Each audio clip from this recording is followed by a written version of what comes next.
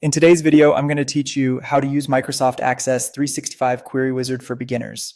We'll start right inside Microsoft Access. Open the app and then open the database you want to work with. Make sure you're in a file where your tables and data are already set up, since the wizard pulls fields from what's in your database.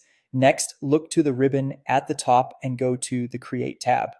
In the Queries group, click Query Wizard. This opens the new query dialog. Choose Simple Query Wizard, then select OK.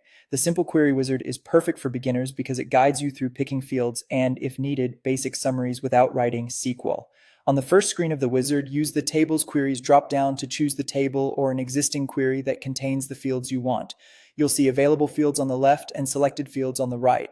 Highlight a field you want and click the single right arrow to add it. If you know you need everything, click the double right arrow to add all fields at once. If you change your mind, you can always move a field back with the left arrow. Try to be intentional here. Only include the fields that help answer your question to keep results clean and fast. If you need fields from other related tables, repeat the process by switching the Tables Queries drop-down and adding more fields.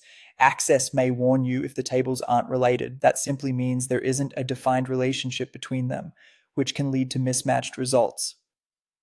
Ideally, work with related tables. If you see that warning, either choose fields from related sources or proceed with a single table for now. When your selected fields list looks right, click Next. If you included number fields, the wizard will ask whether you want a detail query or a summary query. Detail shows every record with the fields you picked. Summary collapses records and lets you calculate things like sums, averages, and counts. If summary fits your goal, click Summary Options to choose which calculations to apply to each numeric field.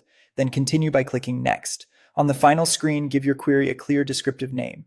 A helpful convention is to start with QR, so queries group together in the navigation pane.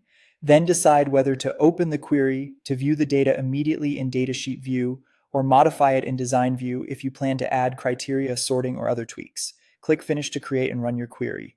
Your query is now saved in the database, ready to open or refine anytime. If results don't look right, revisit your selected fields, check table relationships, or switch to Design View to adjust.